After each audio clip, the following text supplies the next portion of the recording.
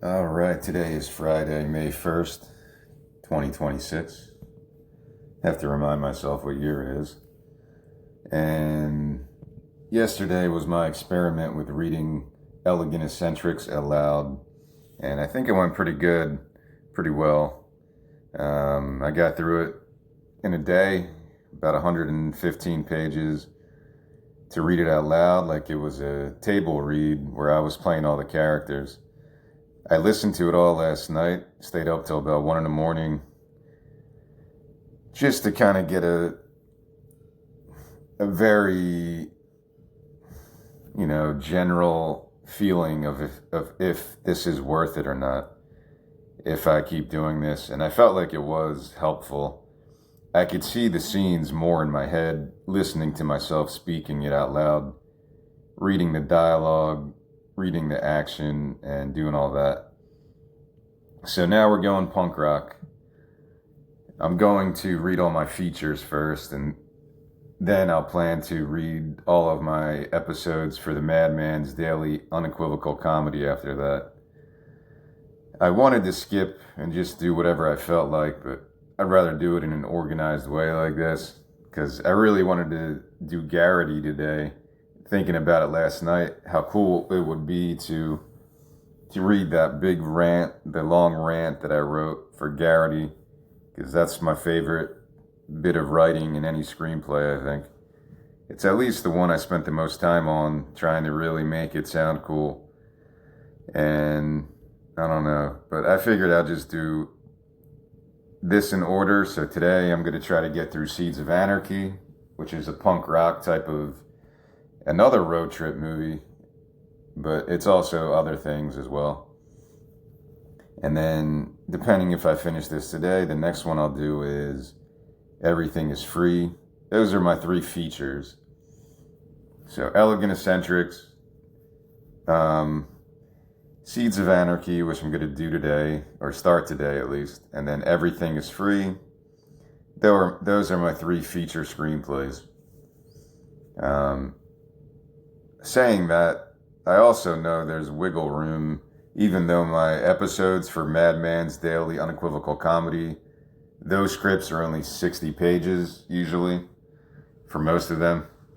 But they could be features if you manipulated some of the information and added some more scenes and character development. So there's always a possibility to have more features than I have right now. But I like how I divided it up, to be honest. I have so many other episode ideas, and I can crank those out quicker when they're only 50, 60, sometimes 70 pages. There's actually a couple episodes that are in the 70s, 70 pages. Rinse and Repeat, one of those is like a political drama. That one's a little bit longer than the other ones and could be a feature very easily. But the way the world is now in terms of streaming, is there really any difference? Like, you could watch a Better Call Saul show episode, and it's like a movie. It really is. There's plenty of, action, and there's plenty of other examples of TV series right now that are pretty much filmed with the same type of production and value as a full-length feature film. So it's all semantics, really. It's not like it was when I was growing up in the 80s and 90s, when there wasn't all these streaming sites and you could just watch whatever you want all day. So that's how I'm going to organize this exercise, and it's going to help me develop a better speaking voice. My breath control, my inflections as I read through this. So that's my goals right now as I begin on this journey. I was happy to do it all in one day, but I'm not sure if I'm going to keep that pace up, because it took me like all day taking hour, 2 hour breaks here and there, which is fine. I was actually eager to finish it because it was an exciting type of thing and it helped with my restlessness. Now, let me speak a little bit about this screenplay. I wrote this screenplay, Seeds of Anarchy, in 2020 during the crazy COVID shit. I was going through some crazy shit in my head, and at work, at home, all kinds of weird shit was starting to happen. And I talk about it in my book, so I don't need to repeat everything here. In my book, the anthology I wrote about a lot of my COVID stuff because besides writing these screenplays, I was writing all these new albums and songs and lyrics based on a lot of that stuff I was going through because my life became like a Twilight Zone episode, which is probably why I based my series on the Twilight Zone and the Outer Limits and shows like Black Mirror and stuff like that.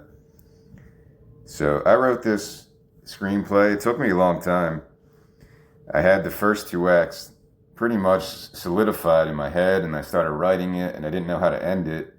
And then I don't know how I got the idea one day at work to put kind of a drug angle at the end, because this is taking place during the war on drugs in the 80s. I really like the tone of this one. And it's kind of shorter than the last one. It's only about 105 pages. And it also has limited characters, a little bit more than the last one, actually. But in terms of a road trip movie, I think this could be pretty easily done as well on a low budget with up-and-coming actors, because it's a lot of young teenage characters or in their early 20s. There's a punk aesthetic that I really love. Whether it's the 80s or even today, I think it's plastic in a way, the punk style, it's if you want to be a punk, like, you have to look this way. Like, I just hate that type of mentality, but also I think it's cool. I like tattoos. I don't have any tattoos, but I'm planning to get some at some point in my 40s now. It's kind of weird, but I like the punk aesthetic, even if it's kind of been turned into a plastic hot topic type of thing. Because it's just a cool style, like dyeing your hair, whatever, the mohawk. I wrote a song called "All I Want Is a Mr. T Mohawk." No inheritance, no nothing. Just all I want is a Mr. T Mohawk. But I haven't been able to grow one. So yeah, I like the punk aesthetic, and it fits really well on the big screen. As I go through the screenplay, maybe you can picture it in your head how it would look to go back in time to the 80s punk type of style, which is still around if you go to certain places, I guess. All right, I guess I'll get right to it. That's my little brief introduction to this. But I made a soundtrack for this as well with a bunch of 80s punk rock, which I didn't grow up with. I think I put Dead Kennedys and Bad Religion, yeah, they're one of my favorite bands. But Bad Brains and Reagan Youth, and I forget, even Black Flag, I don't really know them that well. I didn't grow up with that at all. I didn't know any punk music till I was maybe mid-90s or 94, 95, around that time. That's when the Green Day and all them came up. So yeah, it was weird to go back in time and experience what it must have been like for early punk rock in the early 80s during the Reagan years and all that shit, the war on drugs, and I think all those plot points and settings and conflicts like that I didn't really write that as a conflict, but the war on drugs is a major conflict in this story. And I'm sure a lot of people from that time period could probably speak to it personally, but I don't have that experience. So yeah, I would say it's a comedy, because I try to bring a dark humor to almost everything I write. I just like that tone because that's just life. Life in general is a dark comedy full of weird shit. And it's probably infused in this story specifically because of the weird shit I was going through myself in 2020. Well, in 2019, late 2019 into 2020, up until, well, I don't know, a couple of years after that, it just kept getting weirder and weirder. And That's not the main reason I want to leave New Jersey. I just want to grow my business, and I can't do it here. I'm applying to like 10 Starbucks a day until I finally get a job. I applied today to Phoenix or places in Arizona, California, New Mexico. And yeah, how is Starbucks going to help my career? I don't know. It gets me to the West Coast, and I don't have to be homeless. I could actually have an income. So that seems like a smart move for me to get to another location and really build my brand however I have to do it. So that's my plan right now. Wherever I get a job out west, I just feel like it's a stale, lifeless type of experience right now for me, and I need to get a new perspective on just life in general. So you're gonna notice a lot of my own, not biases, my own experiences maybe, and some of these characters, and maybe that's why I write road trip movies, because I always felt like I wanted to be on the road. Every year when I had a job, I would take a road trip to the south, or because it just made sense to go south. It was warmer, there was good music. I could find a concert through the Blue Ridge Parkway, and it was cool to drive down there, whether it was just to North Carolina or Tennessee, or one time to New Orleans and through Florida, through New Orleans, a couple nights. It was cool to just rent a car and just drive and not even really know where you're going sometimes. But I've never been out to the West Coast besides 2 days in Vegas for a bachelor party, which I had mentioned before. So yeah, it's going to be a wild type of adventure, which I need right now. And I guess I'm saying all this because you'll notice some of the connections between my own yearning for a more exciting life, a more adventurous type of life without being too crazy. Because yeah, even in my 20s, I had that urge to just drop out from society, like the Timothy Leary thing, right? Drop out, tune in, whatever it was. And maybe I just had that longing for that 60s type of counterculture because, I don't know, maybe the 90s were kind of stale too. Even though I was a teenager, how would I know what was stale and what was not? Looking back, maybe it was kind of stale. But anyway, the music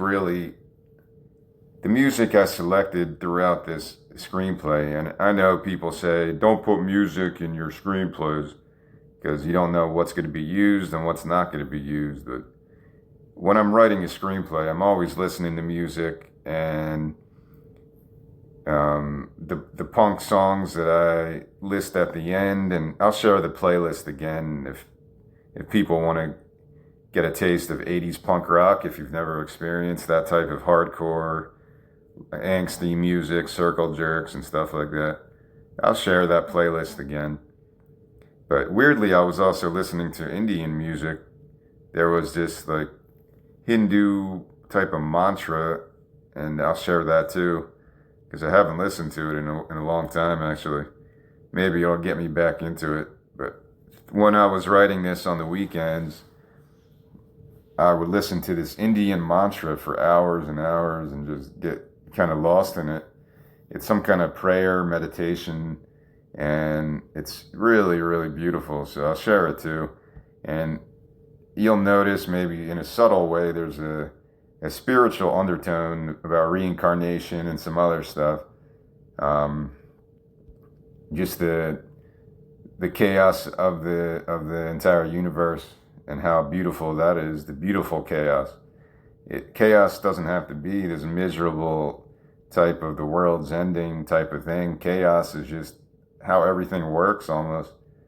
So there's beauty in that chaos. It's kind of interesting to look at it like that. All right, that's enough rambling. I'm going to start reading this now. I'll probably split this up. I'll try to get through, I don't know, maybe I can do 50 pages at a time if I feel like I have that. Or I'll split it up like 30 pages at a time and do it like that. All right, so we're going to start this story with the montage because it's kind of a nod to 80s movies that kind of start with a song playing and a brief introduction to the universe, the environment you're about to enter, this imaginary world that you're going to enter through the TV screen or the movie screen or your cell phone screen. So this is a punk commune opening montage. I never lived in a punk commune, but I've seen enough movies like Suburbia, was that the movie? Or The Suburbs, about like punk rockers living in the suburbs with stray dogs coming to eat them. And that's not really what it's about. Or Repo Man. You know, I've seen movies that depict what that lifestyle might be like, so I just kind of based it on that and based it on other stuff. The downfall of Western civilization, some of those. I watched a lot of videos actually while I was writing this to get more in touch with not only punk rock but road trip stuff. And what it was probably like to live like that in the 80s during all that, the Reagan Revolution and all that shit. So the song I picked is actually Reagan Youth Anytown, and I'll mention the songs just if you want to check it out, and I'll list them later too. So we are at a large abandoned warehouse. Again, this is in the early 80s. I forget if I picked an actual year, but I'll get to that later. It's been a while since I explored this screenplay. It's probably been a couple years. So we're going to experience the highlights and lowlights of punk commune living in this short montage as a tattooed punk pours beer into her Cheerios and a Mohawk punk zips darts at a Fuck Reagan poster on the wall. Then two punks race each other to the bathroom, enter at the same time, and jockey for position on the throne. Then we move outside as a creepy crack dealer hands out free samples to one and all out front. Then a young punk bangs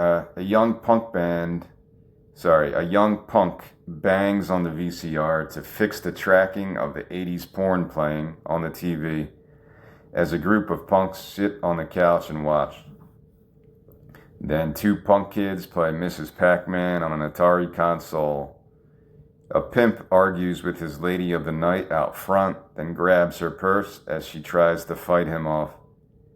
Two police officers bully the creepy crack dealer on a street corner until he gives them some cash.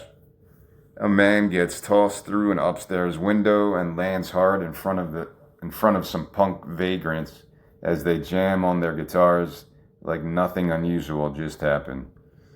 So yeah, this would be a brief 1 minute, 2 minute montage to kind of introduce the world we're going into. It's meant to be comical for the most part. Take people back to the 80s experience, which I'm making this shit up. I don't really know anything for a fact, but this is the universe I created. What it must have been like for a bunch of punks to live together in a commune. Like, I'm just making it up and trying to make it entertaining. So from that montage, we go interior to a large abandoned warehouse, which is the commune, during the day.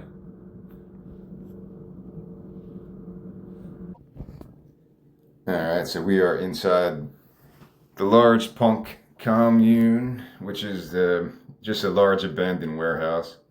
We're going to meet probably the main character in this story, Styx, who's 20, bone skinny, hence the name Styx.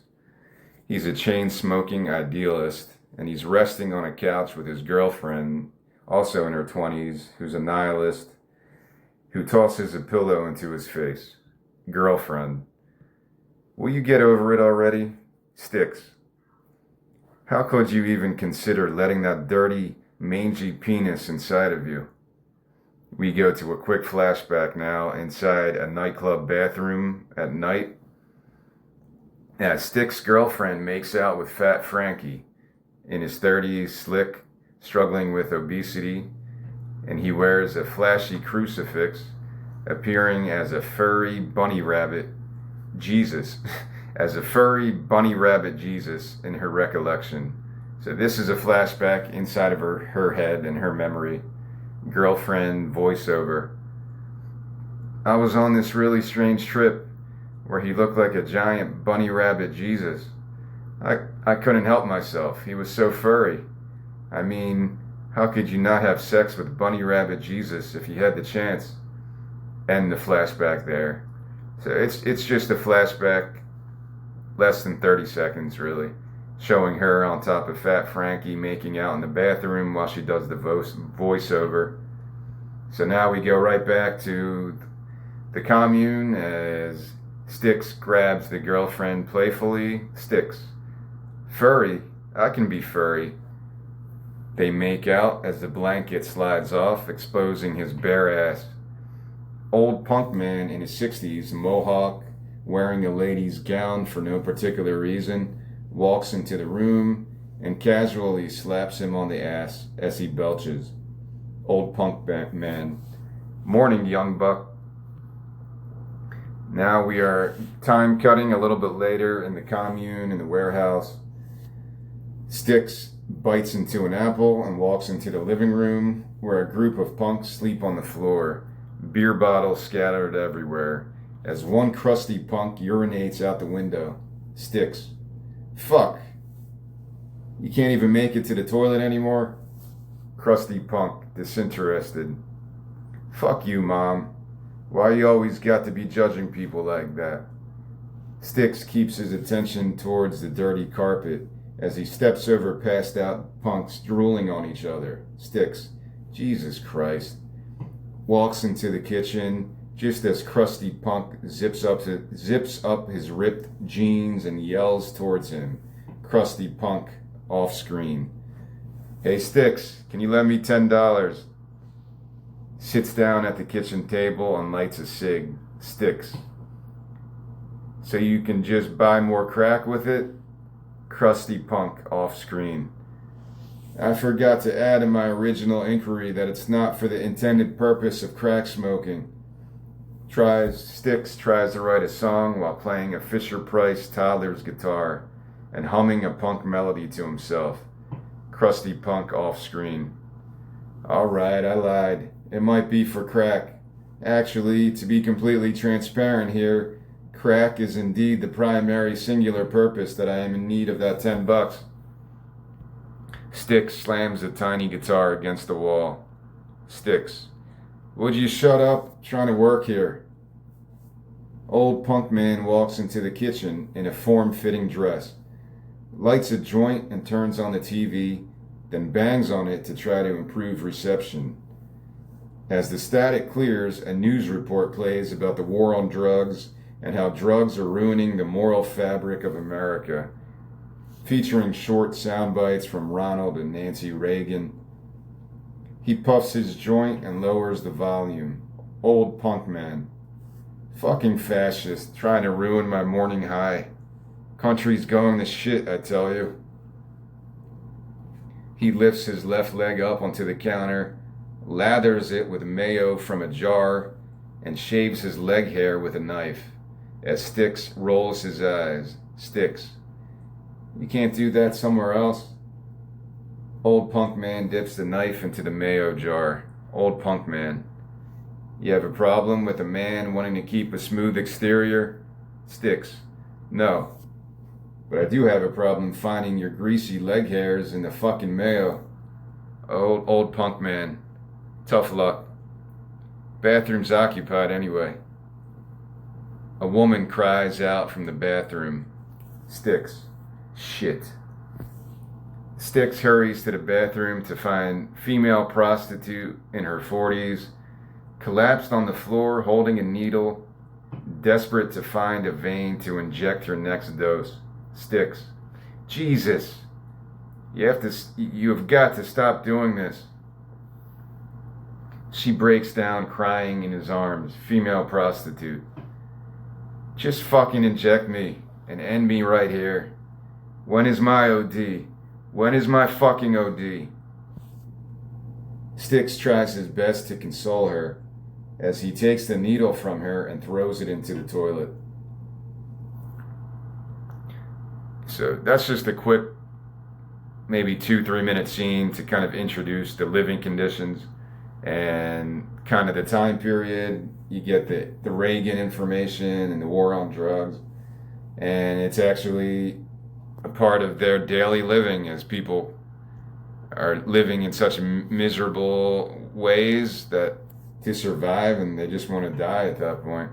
So there is a bit of comedy, there's a bit of harsh reality in that short scene that I wanted to kind of introduce the audience to. All right, so now we're moving outside later that day, down a city street and a fire hydrant, as bright sunlight shines down on Sticks as he walks down a rundown part of the city with his bandmates. Lucy, 20s, incredibly tough for her petite stature. She bites down on a carrot, as Rico, in his 20s, missing some teeth, stutterer, nice colorful long mohawk, picks his nose and eye sticks. Rico: this new song, my man.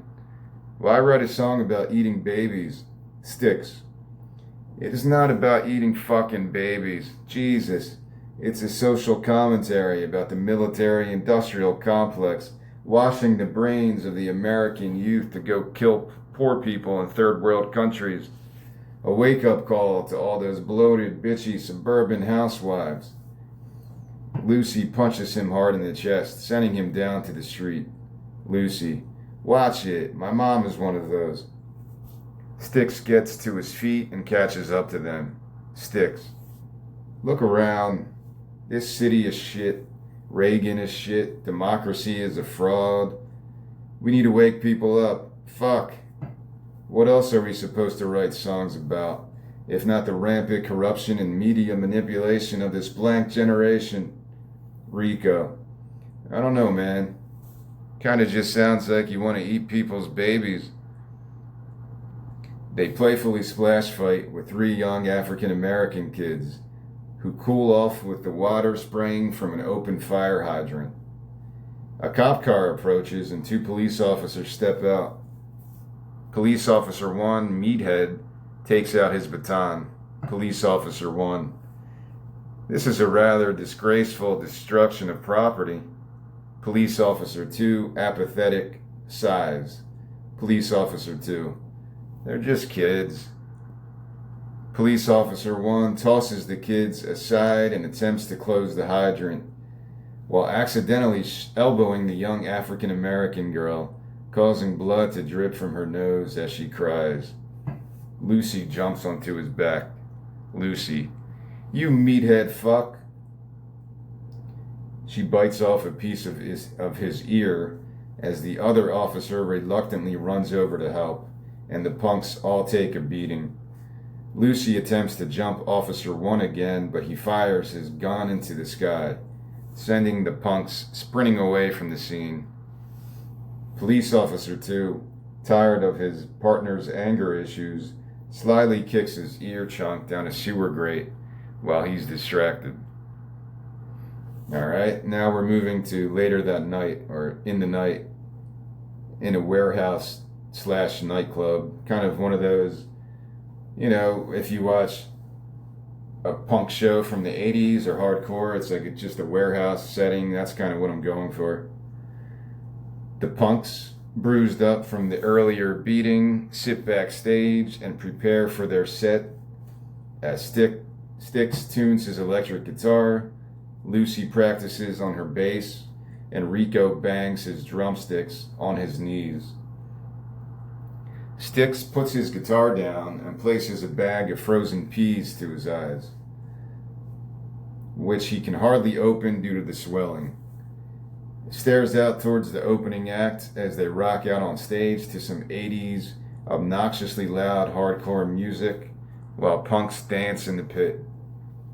Then he turns back towards his bandmates. Sticks: this is exactly why this country needs this music, this movement.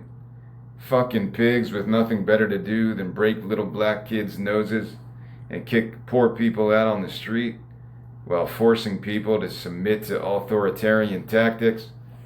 Lucy: Run for fucking Congress then. What are we opening with? Sticks, the new one. Lucy and Rico eye each other. Rico.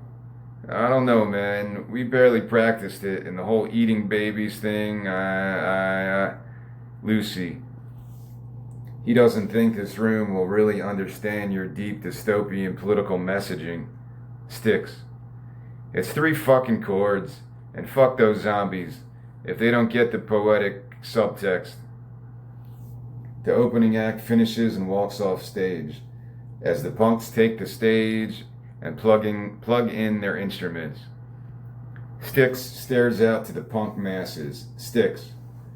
This song is about the rampant political war machine, sucking the blood of the youth of this country, generation after generation. If we are not vigilant, points out towards the crowd. Sticks. You will be drafted, then you, in the next empire war for power and resources. We will all be challenged to forego our privileges and convenience of this modern, brave new world. Rico cuts off his muddled political ramblings and counts off the lightning-quick punk beat. Rico. 1, 2, 1, 2, 3, 4.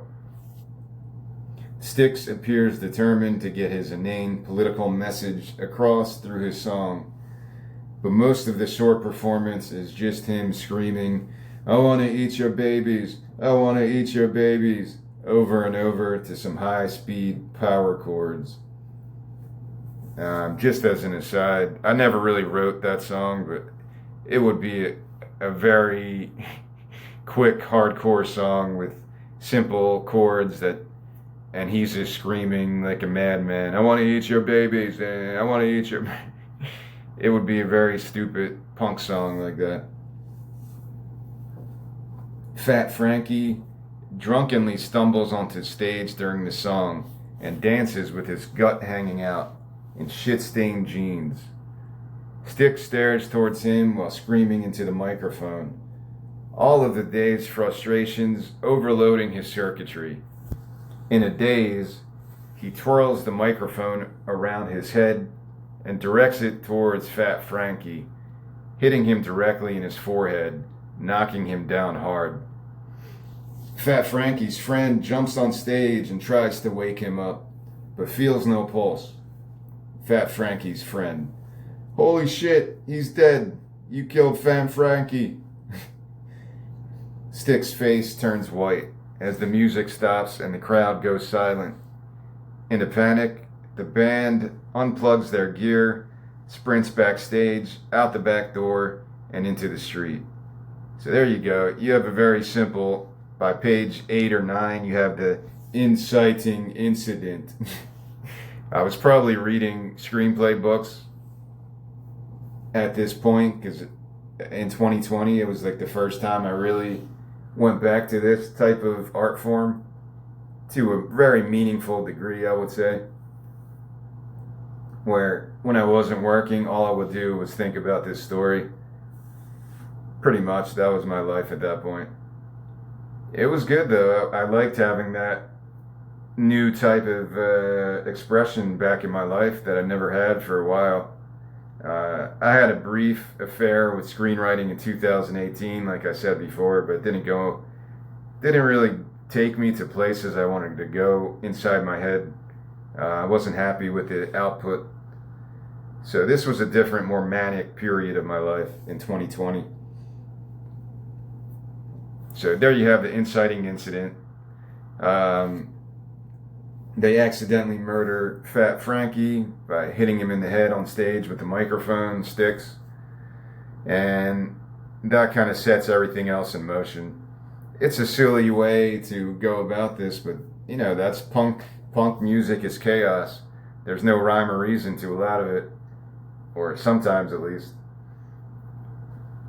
Alright, so now we are moving later that night. We're back at the commune, the large warehouse, where Sticks and Rico grab some food and put it in bags as Lucy removes the floorboard from the kitchen floor and takes out some hidden cash. Sticks. "I didn't mean to, alright? I got caught up in the moment and started swinging. It was like I wasn't in control of myself. The old punk man eats a sandwich by the kitchen TV. Old punk man with his mouth full. You know, the same thing almost happened in '66 at the Fog. Morrison was loaded and almost knocked out this spicy little redhead hippie chick. Rico grabs the mayo jar off the counter as Sticks grabs it out of his hands and places it back. Sticks, leave the mayo. Lucy, you know Frankie is connected, right? Sticks, connected? Lucy, yeah, like his dad is a cold-blooded mob boss type, connected. Sticks, not all Italians are in the mafia. Lucy, his name is Frankie Mafussola. My sister went to high school with him. I think his uncle is like a legit hitman or something. Sticks, what the actual fuck? The shock of the night finally sinks in as he falls to his knees into a full-scale panic attack. Rico helps him to his feet. Rico, it was an accident, man. Let's hit the road, lay low, and in a few weeks, people will forget all about this. We're all in this together. Sticks gets to his feet, pats Rico on the back in thanks, and catches his breath. You know, Rico is a stutterer, so he kind of has that stutter throughout this film. I'll try to portray that, but I don't want to sound stupid or like I'm not making fun of people who stutter or anything. It's just something that comes into his character later too. So I'll try in the dialogue that I wrote. I'll put like we are in this together, but I don't know how to do a believable stutter, so just kind of make that note. I'm not trying to make fun of anybody. All right, now we're in the outside of the warehouse later that night, moments later really. And the three punks are loading up a rundown van with some supplies as the old punk man checks the engine oil. Old punk man, engine looks okay. Lucy, you have no idea what you are even looking at. Stick's girlfriend steps out of a cab, runs up to him and punches him hard in the face. Girlfriend, what is wrong with you? Sticks, it was a freak accident. Girlfriend, idiot. Sticks, I know, I'm fucked. Throws a few more body shots until she tires herself out. Girlfriend, this is the plan? Get the fuck out of Dodge? Sticks, not a lot of options. Girlfriend, you could always just kill yourself, you know. She walks away, leaving Sticks to try to regather his thoughts as Lucy shoves him from behind. Lucy, I need to know that you can stay lucid enough for this. If you start going into shock or something, I will leave your dumb ass on the side of the highway. Sticks, I got it. She shoves him harder. Sticks, I got it. Lucy, do you really? Sticks and Lucy get in the back as Rico starts up the engine after some less than encouraging engine sputters, then pops his head out the window. Rico, where should we go? The old punk man has no clue. Old punk man, just go south until you run out of money. The van struggles down the street. All right. There you go. We get very quickly into road trip mode.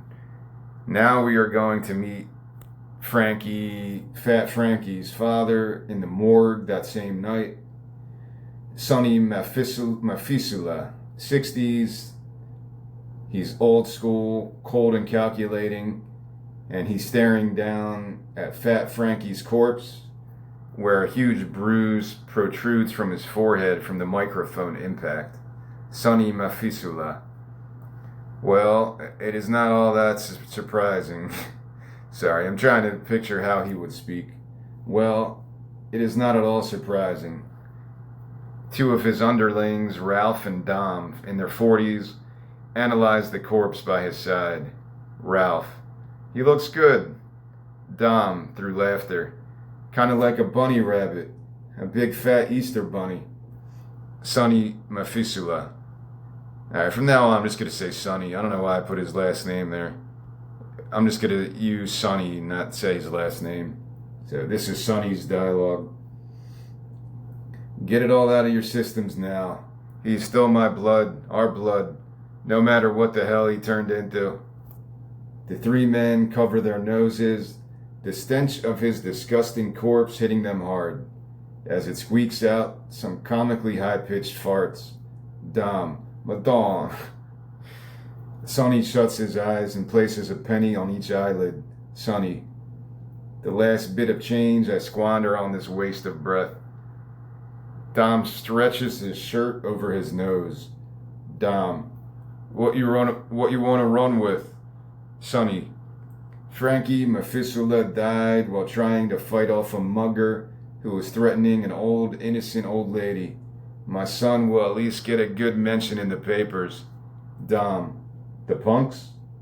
Sonny, just find out what you can for right now. Sonny grins from eye to eye like a light bulb turned on in his head. Sonny, you know something? Forget that. I want Vivian on this. Contact her and her only.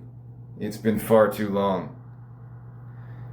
Alright, now we are entering the next day in the morning as the van is going down a country road somewhere south. I never said where this story originated, but it's most likely New York City. I don't know if you really have to state that. That's where a big punk scene was in the 80s, I would imagine. No wave and punk rock. New York City was a big hub for that. And, I don't think you really need to say anything explicitly, like we're in New York City or anything, but from the way the opening shots are set, it could probably be understood, or even how the people talk, how the punks, their New York accents. All right. Now we are in the van as the sun rises, as Rico drives it down a beautiful country road, while Lucy and Styx sleep side by side in the back. So it's an interesting juxtaposition. The first maybe 12 pages of this are kind of dark. You see the punk, scummy type of element in the city, everyone on top of each other, and there's drugs. Now they're in the country, like a complete different type of feel early on in this. Like we're on page 13, they're already on the road trip.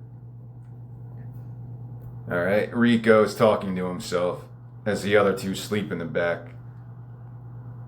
I always knew I would be a criminal. My parents told me, my teachers told me, my priest told me, my sister told me, that dude at the grocery store told me. I guess it finally came true. On the lam, running from the law. The Dukes of Hazzard, motherfuckers. Lucy wakes up in a rage and leans forward towards him. Lucy, Rico, who the fuck are you talking to, you freak bitch? She jumps up to the front passenger seat. Rico, where are we?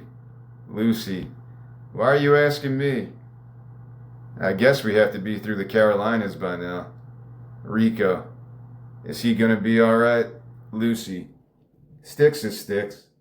He was never gonna be alright. If this was his ultimate destiny, it might be his best life path. Styx opens his eyes, disoriented, slowly realizes the sad reality of his waking life.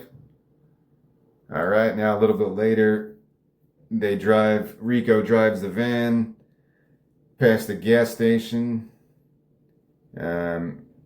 They stop there, and Styx is pissing behind a tree as Lucy smokes a cigarette and tosses rocks up towards an advertising billboard that says, "Just say no to drugs."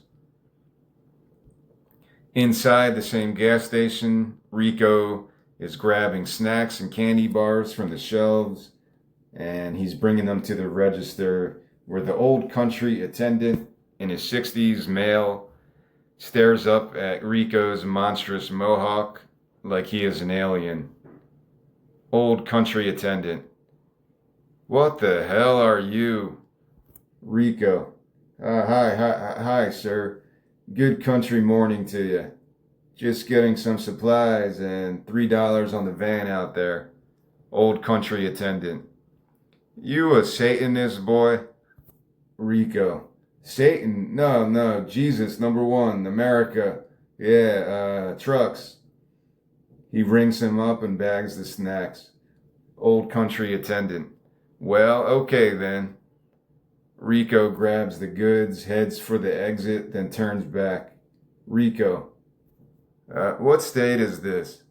Old country attendant. You are currently in the great state of Georgia. Now you be safe driving these country roads. Now we are moving with Rico as he walks outside the gas station, and he's scarfing down some Twizzlers like he hasn't eaten for weeks. He pumps gas into the van as Lucy walks over and sifts through the bags. Lucy. What the fuck? She digs into his pockets and pulls out 2 scrunched up dollar bills and some loose change. Lucy. You idiot. That was all the money we had. Do you know what rationing is? Rico. We need food. Lucy. Yeah, cans of tuna, oatmeal, noodles. Not this shit. Sticks walks over. Sticks. Stop yelling at him. He's just trying to help. Why did you give him all the money in the first place? Rico. I don't need you to stand up for me, Sticks. I can take care of myself. Lucy. You entitled pieces of shit better be ready to camp for a while, because we aren't getting much farther south, thanks to our mohawked manager here. Sticks. We'll figure it out. Fuck. Let's just get back on the road. And the old country attendant steps outside and notices the commotion. Lucy. You are not in charge. You are the reason we are in this shit. And I'm not ruining my life for your fuck-ups. We can find a safe place to hide for a while, but then what? Sticks. I don't know. There's no playbook for this. If you want to go back, go back. Leave me here and wherever the fuck this is. Old country attendant from the distance. You are in the great state of Georgia, son. Please drive safely on these country roads. Sticks, sarcastic. Thank you, kind sir. Lovely state you have here. He gets in the back of the van and slams the door, as Lucy shoves Rico and grabs the keys. Lucy. I'm driving, you mongrel. She starts the ignition as he sits in the passenger side and stuffs his face with more Twizzlers. She snatches them out of his mouth and tosses them out the window, then punches him hard on the arm to release some frustration. Rico. Hey, I needed those for my daily nutritional allotment. The van takes off aggressively through the beautiful countryside as the old country attendant watches. Old country attendant to himself. Satan is real, and he is indeed spreading his seed. He picks his ass, smells his fingers, and walks towards the store. So it's a bit of comic relief in that scene. A brief introduction of the fish out of water storyline. 3 punks from New York City moving to the country to escape the mob.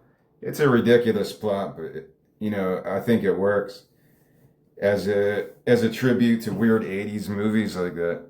I can't think of any offhand, but well, Repo Man, just go with that. That's a weird ass movie, man. Which I never watched Repo Man until a couple of years ago. Like, I didn't even know it existed, really. But now it's like one of the best movies. I love that movie. All right, so now we are soon later. They stop at a liquor store as the morale in the group is at an all-time low. As Lucy drives the van past the quaint country liquor store. She tries to rally the troops by playing a tape in the cassette player while singing along to Black Flag Six-Pack. Lucy singing, $25 in a six-pack to my name. Spent the rest on beer, now who's to blame? Sticks sits up in the back and sings along as Rico drums on the front dash. Group morale close to peak levels again. Lucy and Sticks singing together. They say I'm fucked up all the time. What they do is a waste of my time. Lucy slams on the brakes, stares at the fuel gauge, reading barely over E, and makes a U-turn back towards the liquor store. Lucy, fuck it. So now they drive back to the liquor store. Now we're inside that liquor store moments later. As Sticks and Rico enter the store, and as a young male cashier flips through a Playboy magazine, paying them little mind. Rico grabs some cases of beer and gazes out the front window towards the parking lot, trying his best to act surprised. Rico, holy shit, there's a naked lady out there. The cashier glances up, intrigued, and walks over towards the window. Now, this is the same time outside the liquor store. Lucy is opening up a gallon container of water and pouring it over her head and onto her body. Inside the liquor store at the same time, the cashier can't believe his eyes as he stares at Lucy through the window. Flustered, he walks outside for a closer look. Outside, it's continuous. He walks towards Lucy in a complete daze, completely under her spell, as he gulps and tries to keep his cool.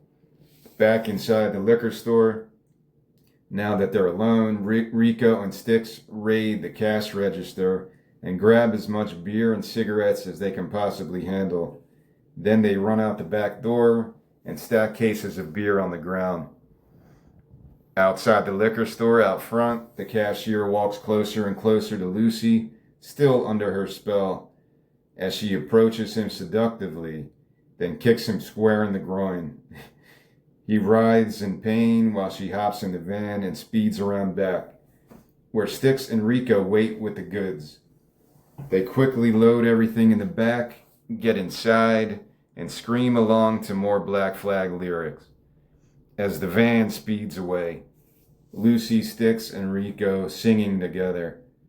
I was born with a bottle in my mouth, 6-pack. Now I got a 6, so I'll never run out. I forget how that song goes, but I think I have the general melody. I just thought it was a good accompaniment to a scene like that. So, like I said, the music plays a big role in the aesthetics of this movie, in the feel and atmosphere. Whether you're in your 50s and you experienced 80s punk rock, or if you're a teenager, you have no idea what Black Flag is or Dead Kennedys. I never knew Dead Kennedys until a couple years ago. I just never took the time to go down their discography. So this was the start of like an education for me to go back in time to 80s punk rock. Like, I've heard of them, I just never really experienced any of their albums until a couple of years ago. All right, so they stole all the beer and cigarettes from the liquor store. Later that night, they go to a lake in the country, kind of, away from civilization, even more so than they were before. And tire marks lead to a desolate forest area where the final sparks of a campfire burn. Empty beer cans scattered everywhere. Rico snores loudly in a meadow as various insects invade his face and mohawk. Lucy and Sticks sit nearby, their legs drooping down into a calm lake.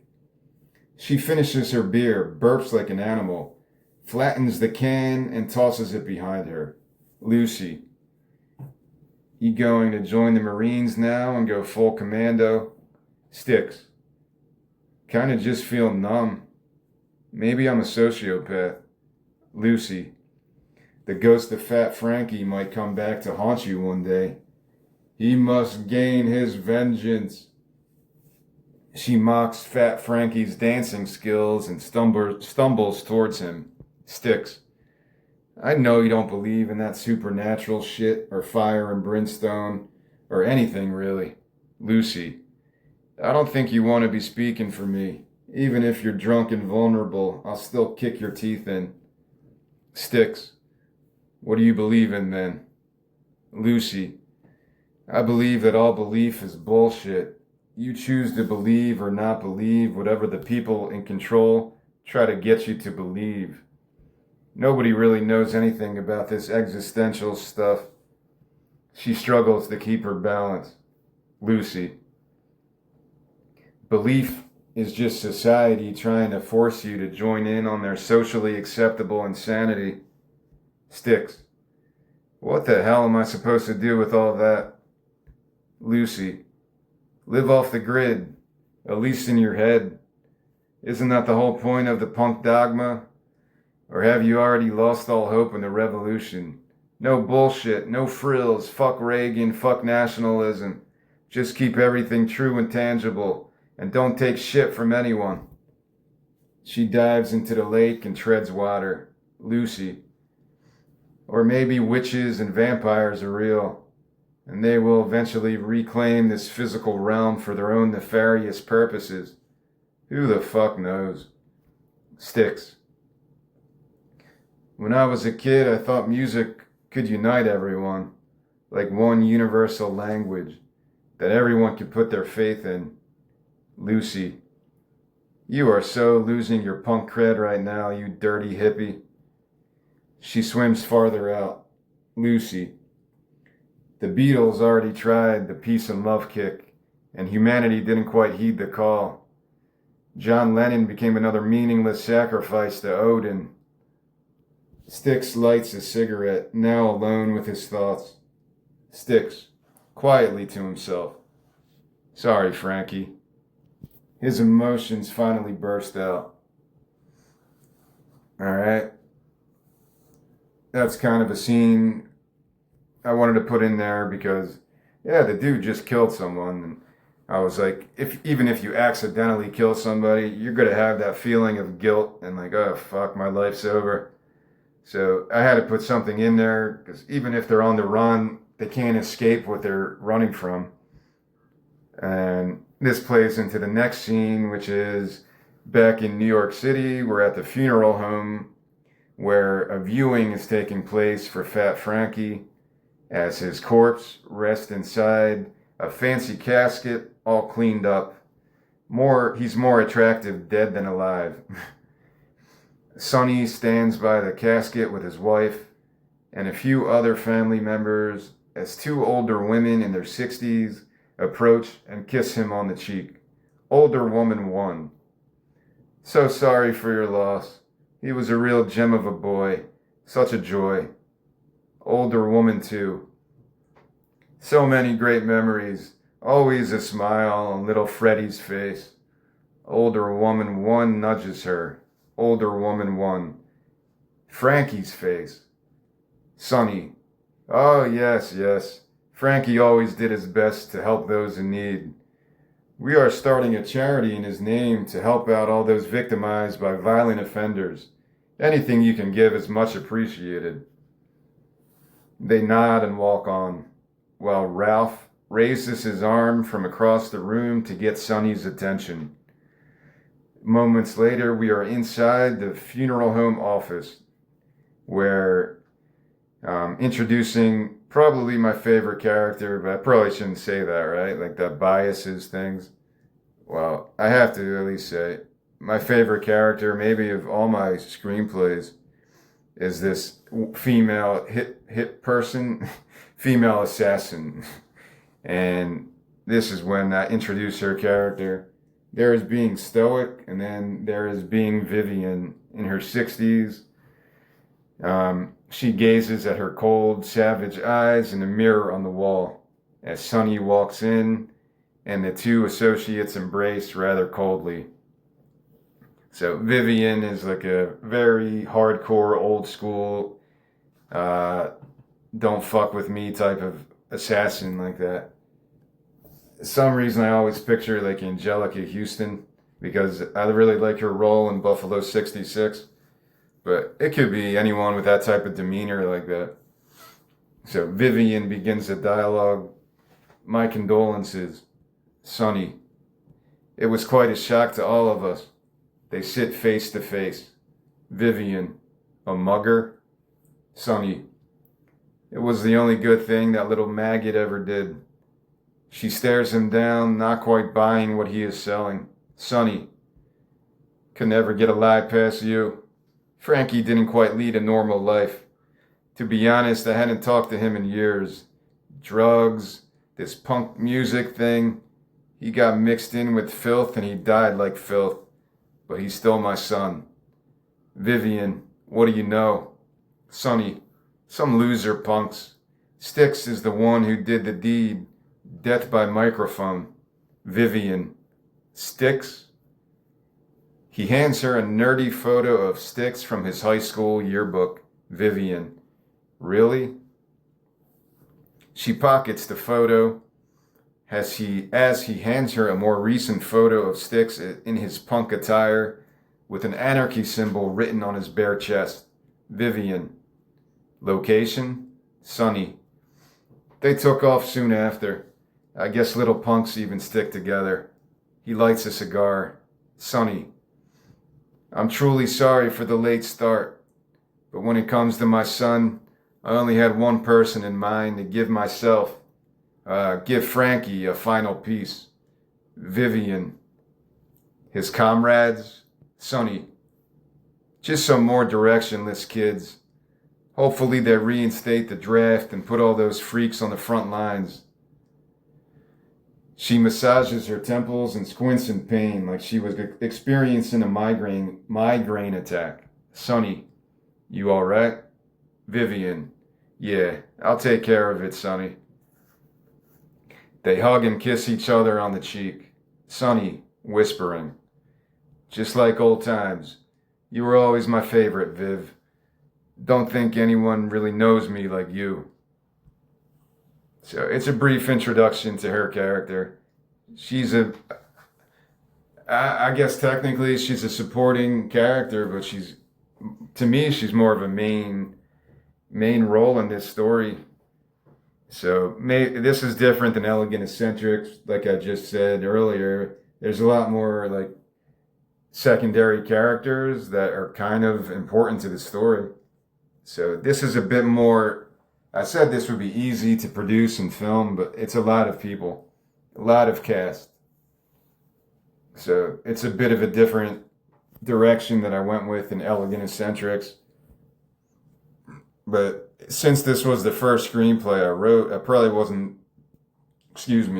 wasn't thinking in terms of production costs and all this stuff. I was just thinking I had this cool story in my head. Let me try to flesh it out the best I can. All right, so now we return to the punks. They're back on the country road, driving the van with barely any gas in it. Styx, badly hungover at this point. This is the next morning, and he's driving the van down another isolated country road as Rico and Lucy sleep in the back, beer cans scattered all around. The engine sputters, then comes to a halt as Styx slams his fist hard onto the steering wheel, waking up Lucy and Rico in the back. Lucy, what the hell, Styx? You knew we were almost empty. Why didn't you wake us up first before driving off? Styx, I thought I could make it to the highway. Lucy, well, it's about a 20-mile walk to that gas station, but I don't think we want to go back that direction. Rico, I heard stories about the jails down south. They give people like us food riddled with tapeworms and shit. Styx, calm down, just let me think. Rico, yes, oh great punk messiah, show us the way to the promised land. Lucy, we just need to hide out for a while. She points towards a sign posted on a tree in the shape of a Christian cross. Seasonal farmhands needed. Turn right at the apple tree. Peace and love. Styx, farmhands? Really? Lucy, how hard can it be? We only need to keep a low profile for a week or so until we figure something else out. Styx, Let's just push the van back to the lake and camp out there. Lucy. And just hang out and drink all day? Rico. Sounds like a solid plan to me. Lucy. Am I the only one with any sense of logistical reality here? Sticks. The Bible Belt whips pretty hard. Is it really wise to start mingling with the locals? Lucy. Can we at least check it out? They probably have some gas. Rico opens the back of the van, grabs 2 cases of beer, and lugs them under his arms. Lucy. Rico. Rico. What? He drops the cases back in the van, stuffs a few cans in his pockets, and hands out beers to his mates. They walk down the country road like they were entering their own version of Oz. Rico. I can get used to this. Maybe the country is my natural habitat. Lucy. Always thought it was the fucking mental ward. Alright, soon later, after they ditch the van and go walking towards the farmhand job, they approach a homestead. They find the apple tree, they find acres of farmland behind it, a workers' barracks, and a simple country farmhouse off in the distance. And they see horses, goats, and cows roam around this beautiful country homestead that would take anyone's breath away, even a bunch of city-raised punks. Now, closer towards the workers' barracks, there's 3 Mexican farm workers, and they're grooming horses, and they stare the punks down curiously as they pass by. The elder Mexican, Ramon, in his 60s, he's the wise shaman, limited English, and he laughs hysterically as the punks walk by. Ramon. Un monstros. The Mexican woman, Ramona, 20s, exotic. She shares a glance with Sticks. Ramona. Don't mind him. He's just calling you a bunch of freaks. She mockingly forms devil symbols with her hands and sticks her tongue out. Ramona. Punk rock, man. Sticks tries his best to stay stoic, Sticks tries his best to stay stoic as he walks by her, gazing back towards her as the two share a moment. Her father, Luis, in his 40s, overprotective, grabs her by the hand. Luis. Please focus, Ramona. No hay tiempo para la diversión y los juegos. There's a lot of Spanish in this as I get to this point with this Mexican family. And in the screenplay, I put a translation, so I don't know what it means either. I was trying to learn Spanish a couple weeks ago, but I took a long break from it. This is a translation of Luis's dialogue. He says, "There is no time for fun and games." So after he says that, Ramona storms away, saying, "Okay, Papa, cool your jets." All right, so this is a fish out of water story. There's punks with Mexicans, there's punks. Not that that's that weird, but I don't know if punk rock was big in Mexico in the 80s. I don't know. Probably, I guess it was everywhere. But then there's like the Christian conservatives, the Bible Belt, and the punks. So there's a lot of weird relationships. There's a biker gang later on. I like putting weird combinations like that to make people feel uncomfortable, but eventually people come together in the end. All right, so now the punks are approaching the farmhouse where Lenny Wilkes, 40s, he's clean cut, cowboy hat, prototypical Southern rancher, preacher type of guy. He stands next to a male slickster in a fancy suit as the slickster hands him some papers, then storms away. Lenny watches him depart, then crumples up the papers in frustration, pausing when he notices the 3 punks approaching. Lucy. Hi there. She reaches out her hand. Lenny. Hi, Lenny. They shake. Lucy. Lucy. This is Sticks and Rico. We saw the sign down the road and are looking for some work. Rico. Our van broke down, so we'll need some of your gas, too.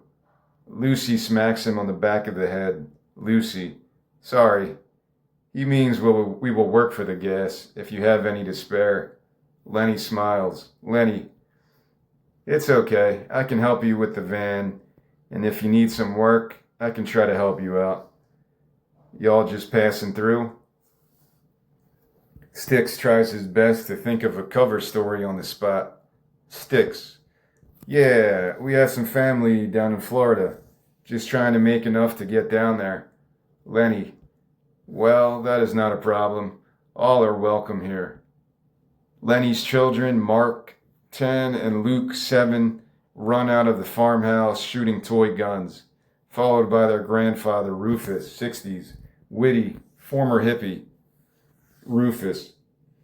Do you realize that I had to spend all morning trying to teach those kids about the zombies? How could they have never heard the Odyssey and the Oracle before? That is child abuse, Lenny. Mark. Van Halen is the only God I serve. Rufus. Way too much flash. No heart in that heavy metal shit. Lenny. Dad, language. Rufus digs into his pockets and hands Lenny a dollar bill. Mark, to the punks. Whoa, are you guys Satanists? I heard Satanists sacrifice goats to the devil. Luke.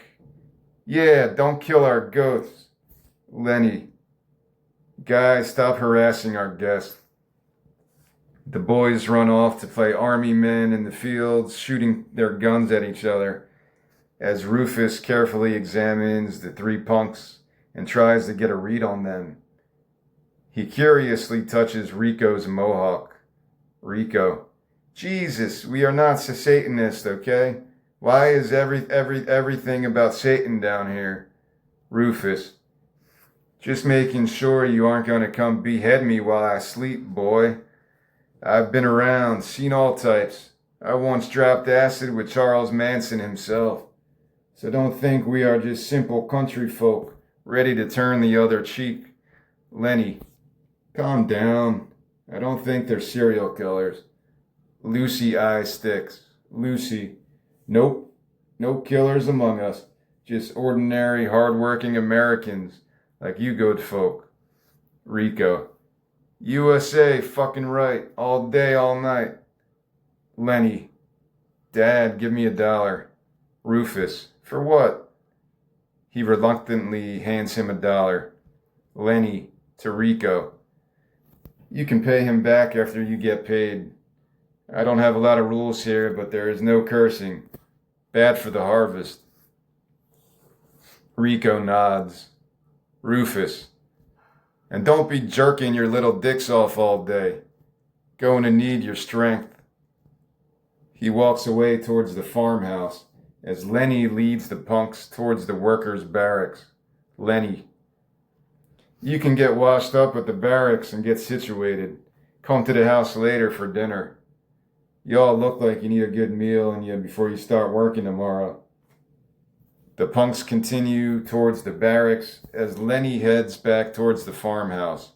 Lenny. Ask for Luis. He can help you with your van. Alright, there is the introduction to Lenny and his family, his kids Mark and Luke, and his father Rufus. You get the introduction to the Mexicans. Ramon is the elder shaman of the family. Ramona is the daughter of Luis. And they work on the homestead as farmhands. So you're getting an introduction to the new setting of this story, which is basically for the rest of the movie. There's not much of a setting change from this point on. We move from the city to this old homestead. Well, I set this in Georgia, but like I said yesterday, It could be anywhere. You could film this in Pennsylvania, in Lancaster or somewhere. I'm going to stop here. I'm about 30 pages in. I'll continue this later today. I just don't like making this would be like a 3 hour recording, and I'd rather split it up a little bit.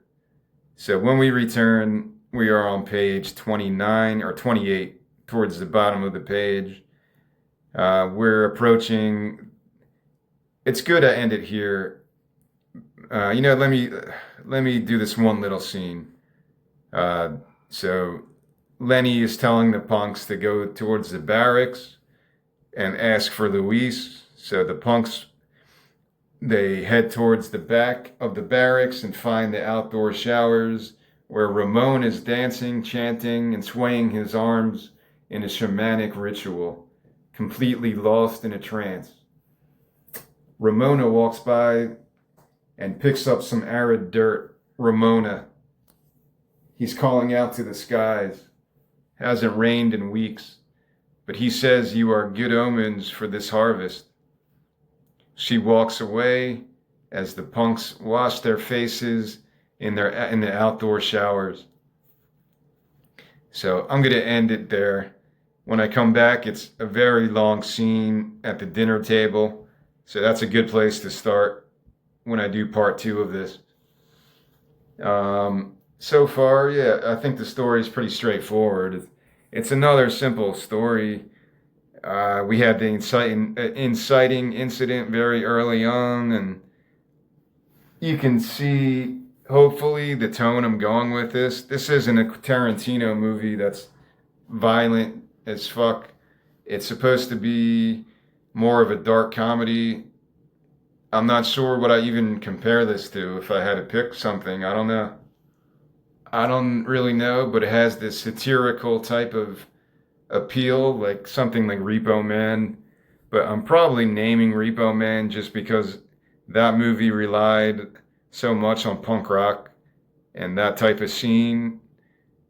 And that's probably why I keep bringing Repo Man up. It's not very similar to that type of movie because Repo Man is just a trip, man. It's a total trippy movie. So I'm not really sure what I would compare this movie to. I don't have anything that just pops in my head like, oh, I must be influenced by this 80s movie or whatever. I think I went through it when I wrote this 5 years ago, 6 years ago. I was trying to think of punk movies, and I thought of SLC Punk, which is a pretty damn good movie. And maybe that's like the only one I could think of. SLC Punk, because I watched that, more than a handful of times. And maybe there's some relation because that movie takes place in Utah, a bunch of punks in Utah. That's another fish out of water type of story. So, and that movie really pokes fun at the punk rock scene and some of the weird shit that is involved in any type of groupthink like that. So there's an element of that. I'm going to end it here, though. I'm at like over an hour, 20 minutes. I'll come back later today and I'll continue this story, and hopefully I could do this in 3 parts.